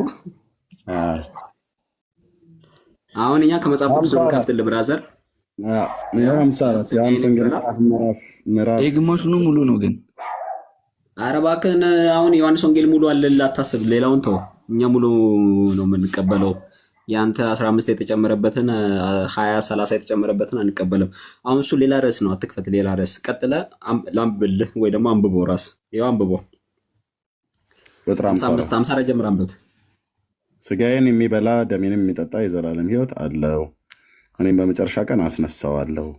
ስጋዬ እውነተኛ መብል ደሜን እውነተኛ መጠጥ ነውና፣ ስጋዬን የሚበላ ደሜን የሚጠጣ በእኔ ይኖራል፣ እኔም በእርሱ እኖራለሁ። ሕያው አብ እንደላከኝ እኔም ከአብ የተነሳ ሕያው እንደሆኑ እንዲሁም የሚበላኝ ደግሞ ከእኔ የተነሳ ሕያው ይሆናል። ከሰማይ የወረደው እንጀራ ይህ ነው። አባቶቻችሁ በምድረ በዳ መና በሉ ሞቱ። የሞቱ በልተው እንደሞቱ አይደለም። ይህ እንጀራን የሚበላ ለዘላለም ይኖራል። በቅፍርናሆም ሲያስተምር ይህንን በምኩራብ አለ ይላል። ታዲያ እናንተ ጥያቄያችሁ እዚህ ጋር የኢየሱስ ክርስቶስ ስጋና ደም የዘላለም ሕይወት የለውም ብላል ሰለሞን። ምንድነው የሚለው? ደግሞ ክፍል ያመነ ብቻ ነው የሚድነው ብላል። ቆይ የኔንም አዳምጣ። እኔ ያላልኩትን ለምን ትላለህ? እኔ እዚህ ቁጭ ብዬ እኔ ለሜስ ሪፕሬዘንት እንዴት ታደርገኛለህ? እኔ ያልኩትን ብቻ ካልክ ብቻ ነው ዝም ምልክ። እኔ እሺ ከ50 ጀምሮ እኮ ነው የሚነበብልኝ። ከ50 ነው ከስንት ነው የተነበበልኝ? ከ54 አላልከንም? ራስህ እኮ ከ50 ነው ያልኩት። ከ50 ጀምሮ ይነበብልኝ። እሺ ይነበብልህ። እሺ ከ50 ምን ፈልገው እስቲ ከተገኘ እንሂድ። ኤርሚ ያውጣ። በዚህ ሙሉን ብናነበው ትክክለኛውን ክፍል እናገኘዋለን። አዎ ህብስቱና ወይኑን ነው የምንፈልገው። ያው እንደ ጽፎላል ወንድሜ። እሺ 50 ከፍ ብዬ ላንብበው። ከሰማይ የወረደው ሕያው እንጀራ እኔ ነኝ። ሰው ከዚህ እንጀራ ቢበላ ለዘላለም ይኖራል። እኔም ስለ ዓለም ሕይወት የሚሰጠው እንጀራው ሥጋዬ ነው። እንግዲህ አይሁድ ይህንን ሰው ሥጋውን ልንበላ ይሰጠን ዘንድ እንዴት ይቻላል ብለው እርስ በርሳቸው ተከራከሩ። ሥጋውን አይታችኋል? እንዴት ይቻለዋል ይላል እዚህ ጋር። ሥጋውን የራሱን ሥጋ እንዴት ሊሰጥ ይቻለዋል ይላል። ቀጥልሽ። እሺ አንተ አንብበው፣ እኔ ያላነበውም። ጨርስ። አንተ ስለገባህ ራስህ አንብበው። እኛ አስረድተንህ፣ እኛ ክፍሉን በሚገባ እናውቃለን። ልታስነበበንም ስለቻልክ ራስህ አንብበው እና ቀጥል። እኛ አንድምታ ትርጓሜው አንድ ጊዜ ብቻ አንድ ጊዜ ለህዝቡ እንዲታይ ለእኔ ቁጥር 61 እና 61 ከ63 አይታችኋል። ትክክለኛውን ጌጥ ሲገለጥ አናነብም ይላሉ። እኔ አሁን የለ ትክክለኛውን ወንጌል እየተገለጠ ስለሆነ ነው ማታነበው። ገለጥ ከፈለግ አንብብ። በታች ረድልኝ ብራዘር፣ እኛ ጋር ትጩህ። መጽሐፍ ሳትይዝ ባዶ እጅህን መተህ የማንም ተራ ዱርዬ ከእኛ ጋር እዚህ መለፋለፍ የለብህ።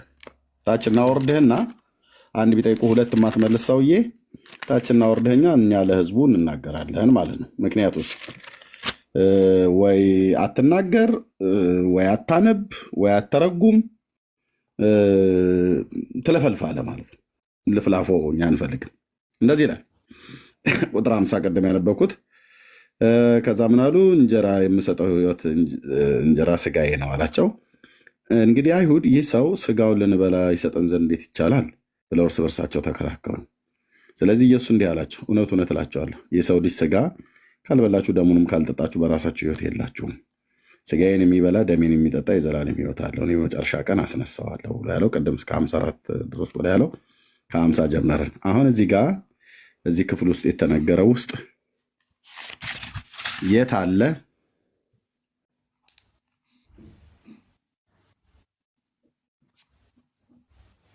የት አለ ህብስቱና ወይኑ? እኛ ከፈለግን ሙሉን እንዴት እንዳነበብኩት ብራዘርዬ፣ ሙሉን ስላነበብኩት የቱ ጋር ራሱ እንጀራ ብሎ የሚለውን ቃል እንኳን ራሱ ስንት ጊዜ እንደተጠቀመው። ግን እንጀራው ማለት ህብስት ማለት ነው። ቁራሽ እንጀራ እንዴት እንዳልኩት እንጀራ መብል መብል መብል እንጀራ እንጀራ እንጀራ እንጀራ እንጀራ የህይወት እንጀራ ከሰማይ የወረደ እንጀራ። ይህ እንጀራ ተብሎ ሲባል እንጀራ ነው አይደል? እናንተ በቃ ህብስት፣ ቂጣ፣ ዳቦ ነው። የት አለ? አየህ እንዴት እንዳነበብኩት። እንደው መጽሐፍ ቅዱስን ሳታነቡ መናፍቃን እንደው ሁለተኛ እንዳይለመድ። እሺ ይህችን ጥቅስ ብቻ አይደለም መጽሐፍትን እንዴት እንደምናነብ፣ እንዴት እንደምናጠና፣ እንዴት እንደምናይ ትዝብትህን ሁሉ ይልኝ። ስናጠና ጴንጤ ጋር ቀልድ የለም። ደግሞ ኦርቶዶክሳውያን በምን አቅማችሁ ነው መታችሁ አሁን ከጴንጤ ጋር መጽሐፍትን እኮ ነው አዲስ ኪዳን። አሁን እችን ትንሿን ብቻ እንዳይመስለን ብሉይ ኪዳንን ልፍ ብልልህ ወደ ከዘፍጥረት እንኳን ብጀምር እንዴት እንደምናነብ ይልን። እሺ በሙሉ ጴንጤዎቹን ወክዬ ነው የምናገረው፣ እኔ ብቻ አይደለሁም። እንዴት እንደምናነብ፣ እሺ እንዴት እንደምናነብ አየው። ሳናነብ እንትን ፓስተሩ የሰጠንን ጥቅስ አይደለም ሄደንም እንደዚህ ምን መሆነ ጫጨረው። በሙሉ አውዱን ጠብቀን አንብበን በአውድ ማለት ነው። ይችንማ ሶስቷን መጽሐፍ አንብበን እንትን ዘኍልቍ፣ ዘዳግም፣ ኢያሱ፣ መሳፍንት እንዴት እንደምናጠና ማለት ነው። ብሉይ ኪዳን እንኳን ጭምር ማለት እንኳን አዲስ ኪዳን አይደለም። እፊታችን አቆሙም። እውነት ለመናገር ይኸውልህ ጌታ እግዚአብሔር ምስክር ነው። ብዙ ትዕቢት ነገር አታዋሩ። እፊታችን አቆሙም። አንድ ብጠይቅ ሁለት አትመልስም። መጽሐፉን ነው በሙሉ። ክብር ለመንፈስ ቅዱስ ይሁን። መጽሐፉ ነው በሙሉ የበላ ነው። ዘሎ ማንበብ የሚባል ነገር የለም ብራዘርዬ፣ ዘሎ ማንበብ የሚባል ነገር የለም። በሙሉ አልኩ። መዝሙር፣ መኃልየ፣ የነቢያት መጽሐፍት፣ ኢሳይያስ፣ ኤርምያስ፣ ሕዝቅኤል። ምን ያልተነበበ ቦታ አለ ብራዘር? የቱ ጋር ነው ያልተነበበ ቦታ ያለው? ጌታን ከተቀበልኩባቸው በእነዚህ ዓመታቶች ውስጥ 5ኛ መጽሐፍ ቅዱስ እጄ ላይ ሲያረጅ 5 መጽሐፍ ቅዱስ ማለት ነው ከማንበብ የተነሳ። ኦኬ ወሬ አታውሩ። ኤርሚ በኋላ እንዳትረሳብኝ ቁጥር 63ን ታነብላችኋለህ ከ61 ጀምሮ ያለውን። ኦኬ ቀደም እኮ አነበብነው። ሶልዬ ቀደም እኮ አነበብነው። እህትየውን ሜርሲን ሲያወራት ገና ከአልጋዬ እንደነቃሁኝ 43ኛውን ቁጥር አንብቢለት አልኳት። 63ኛውን ቁጥር 63ኛውን እኔ ነገርኳቸው። መንፈስም ሕይወትም ነው ሥጋ ግን አይጠቅምም ብሎ የሚለው ምንድን ነው ብዬ ስለው በቃ ሰማይ ምድሩ ዞረበት፣ ፍሬኑን ያዘ። በቃ እኔ እሷ እንድትነበብ ፈልጌ ነው። ብዙ ማለት ወንጌላውያንም ሆነው እንደዚህ አይነት የሆነ እንደ ትልቅ ነገር በቃ አማደ ሚስጥር ምናምን ብሎ እዛ የሚያቀራሩ ሰዎች ስላሉ ለእነሱ ቆንጆ መልስ ነው። ታች ዝቅ ብላችሁ አንብቡ ብላችሁ ወንጌላውያኖች መመለስ አለባችሁ። ምንም ልትደናገሩ አይገባም። በጣም ክሊር ነው። ጌታ ደግሞ ስሙ ይባረክ ግልጽ አድርጎ አስቀምጧል። በቃ ሕይወት የሚሰጥ መንፈስ ነው፣ ሥጋ ምንም አይጠቅምም። እኔ የነገርኳችሁ ቃል መንፈስ ነው፣ ሕይወት ነው ብሏል። አለቀ። ስለዚህ ቂጣና ዳቦ በፍጹም ሊያመጡ አይችሉም። በፍጹም መጽሐፍ ቅዱስ ውስጥ ቢዳክሩ ቢውሉ ማለት ነው። ኔቨር። እና ተባረኩ።